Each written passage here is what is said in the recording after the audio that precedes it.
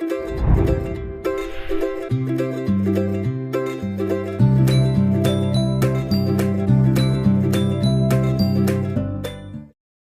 डोंगरावरती एक साधू राहत असतो.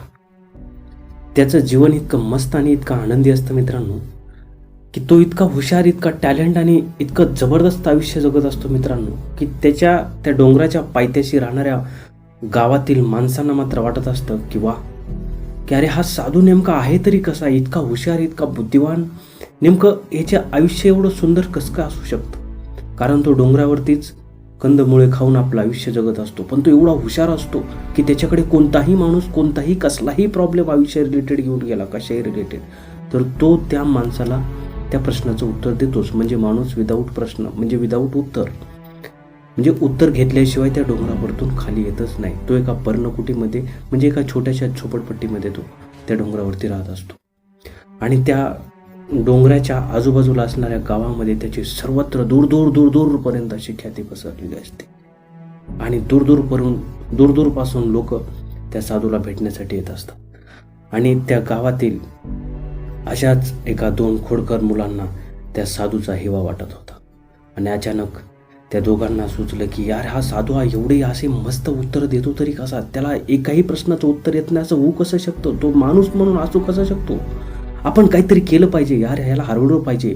म्हणून अशा गावातील 2 18 ते 20 वर्षाच्या 2 खोडकर मुलांनी स्वतःला प्रश्न विचारला आणि 2 जण कामाला लागले. त्यांनी ठरवलं की ह्या साधूला असे प्रश्न विचारायचे जेणेकरून की याला उत्तर अजिबात आले नाही पाहिजेत.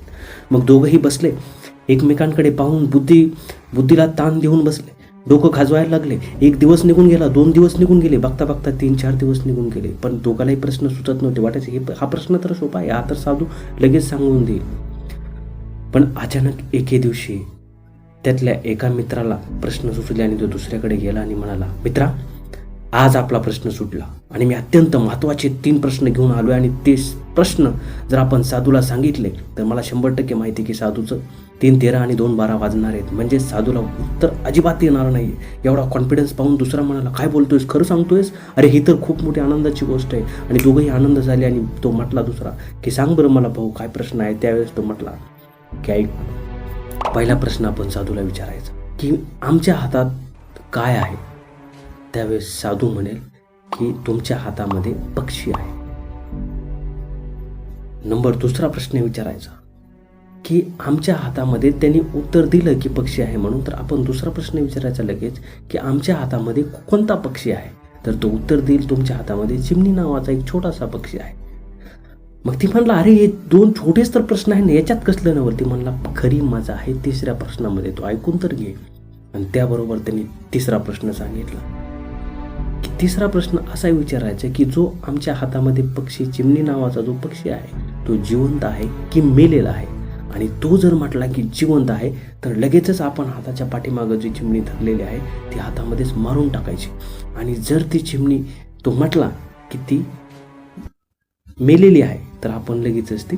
आणि दोघांनाही एवढा आनंद झाला मित्रांनो, कारण त्यांना एक असे जबरदस्त प्रश्न सापडला होता की साधू आता 100% कैचीत सापडणारच होता. कारण साधू हरणारच होता असं त्यांना वाटत होतं. दोघंही मजल दर मजल करत डोंगरावरती पोहोचले. आणि डोंगरावरती साधूच्या पर्णकुटीसमोर जाऊन उभा राहिल्याबरोबर साधू आपल्या पर्णकुटीतून बाहेर आला आणि मुलांना म्हणाला, बाळांनो बोला, काय काय प्रश्न घेऊन आलात बाळांनो, बोला म्हटल्याबरोबर त्याच्यातले 2 मुलं पुढे गेले आणि त्यांनी सांगितलं, महाराज आमच्याकडे 3 प्रश्न आहेत, आम्हाला त्याची उत्तरं हवेत. त्याबरोबर महाराजांनी सांगितलं की बोला. तर त्यांनी दोन्ही हात पाठीमागे धरले आणि साधूंना पहिला प्रश्न विचारला, बोला महाराज, आमच्या हातामध्ये काय आहे. त्याबरोबर महाराजांनी सांगितलं की तुमच्या हातामध्ये पक्षी आहे बाळांनो. दुसरा प्रश्न, कारण या प्रश्नाचं त्यांना अपेक्षित उत्तर मिळालं होतं, एवढं काही आश्चर्यकारी असं उत्तर नव्हतं, कारण त्यांना वाटलं होतं हा प्रश्न तर सोपा आहे, चिंध्या आहे, हा साधू तर देणार उत्तर, त्याच्यामुळे एवढं काही आश्चर्य वाटत नाही. दुसरा प्रश्न विचारला की आमच्या हातामध्ये कोणता पक्षी आहे महाराज. त्याबरोबर साधूंनी सांगितलं की तुमच्या हातामध्ये चिमणी नावाचा पक्षी आहे. आणि त्याच्यानंतर त्यांनी तिसरा प्रश्न विचारला की आमच्या हातामध्ये जो चिमणी नावाचा पक्षी आहे तो महाराज जिवंत आहे की मेलेला आहे. आणि हा प्रश्न महाराजांनी ऐकल्याबरोबर, त्या साधूंनी ऐकल्याबरोबर तो त्या क्षणी जागेवर थबकला आणि थोडासा विचार करायला त्यांनी अवधी घेतला आणि अवधी घेतल्याबरोबर त्यांनी त्याच्या आयुष्यावर एक ओझरती नजर टाकली आणि त्या साधूने उत्तर दिलं मित्रांनो की बाळांनो, हा जो चिमणी नावाचा पक्षी तुमच्या हातामध्ये आहे याला जिवंत ठेवायचं की मारायचं हे फक्त आणि फक्त तुमच्या हातात आहे बाळांनो. आणि हे उत्तर ऐकता क्षणी त्या दोघांनाही एकदम असं गोंधळून गेल्यासारखं वाटलं की अरे असं कसं असू शकतं, एवढं सुंदर उत्तर कसं काय महाराज देऊ शकतो, हा साधू कसं काय देऊ शकतो, इतका कसं काय हुशार असू शकतो. आणि मित्रांनो, मलाही या स्टोरीतून या सारमधून तुम्हाला हेच सांगायचं आहे मित्रांनो की आपणही आपल्या स्वप्नांना जिवंत ठेवायचं की मारायचं हे फक्त आणि फक्त आपल्याच हातात आहे, म्हणजे तुमच्याच हातात आहे. जे लहानपणापासून आपण स्वप्न पाहत आलेलं आहोत ते पूर्ण करायची की अर्ध्यावरतीच ठेवायची हे फक्त आणि फक्त आपल्याच हातात आहे मित्रांनो. त्यामुळे मी म्हणेल की उठा, चालायला लागा आणि जोपर्यंत आपले स्वप्न पूर्ती होत नाही तोपर्यंत थांबू नका मित्रांनो. धन्यवाद.